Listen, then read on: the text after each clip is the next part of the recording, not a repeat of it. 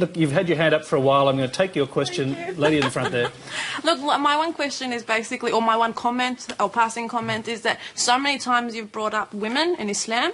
I'd just like to correct that I've read the Quran, and all Muslim scholars would agree with me that Islam gives women a lot of rights.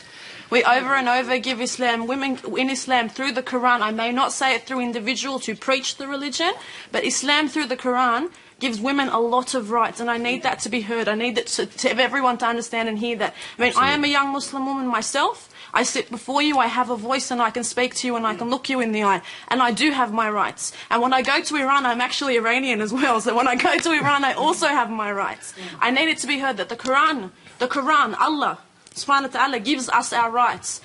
People, individuals in countries and people who represent our religion may not, and they may do the wrong thing to sort of stand in front and show us religion and preach us religion, but Islam does. All right. We're going to take that as a comment, a very passionate one at that. Okay. Well, no. No, we're not. No, we're not going to take it as a comment.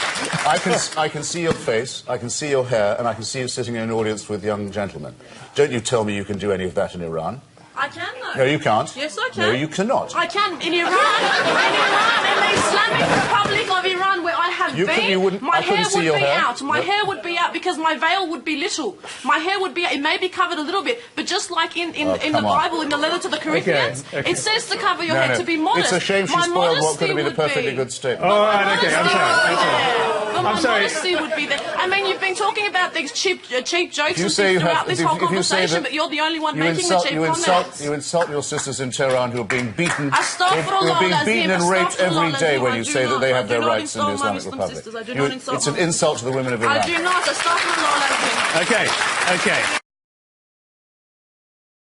As a Sufi Muslim, I'm very ruffled by the title of your book. Of all the titles that you likely had at your disposal, did you have to settle for the literal negation of Allahu Akbar?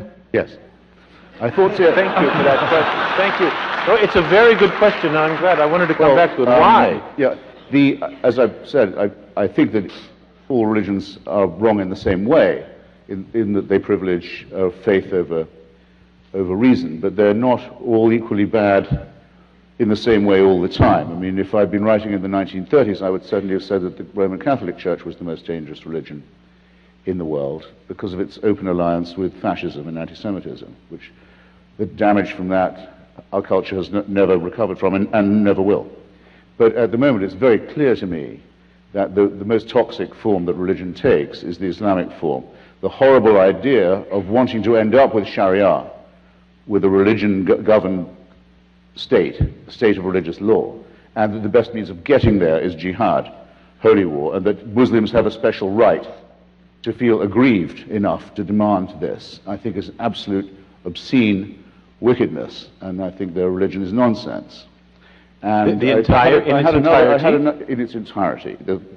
The idea of God speaks to some illiterate merchant warlord in Arabia, and he's able to write this down perfectly, and it contains the answers to all human. Don't waste my time. It's bullshit. But you're saying the same about it.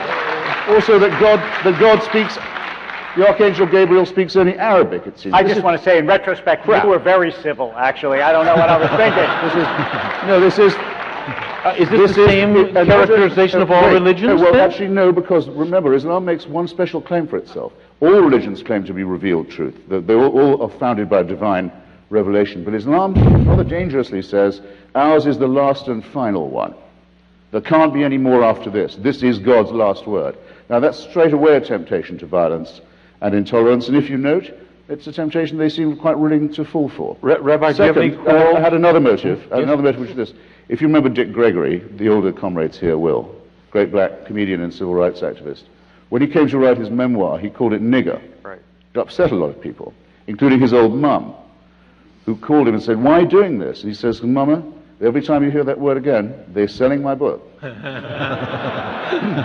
So every Allahu Akbar reminds people that we're in a very serious struggle with a very depraved religion, and that help is available. Friend, you give no quarter. Look, he believes in the prophecy of Muhammad. I'm sorry to say, I think he's being at best conned. Yeah. Our time is ticking down.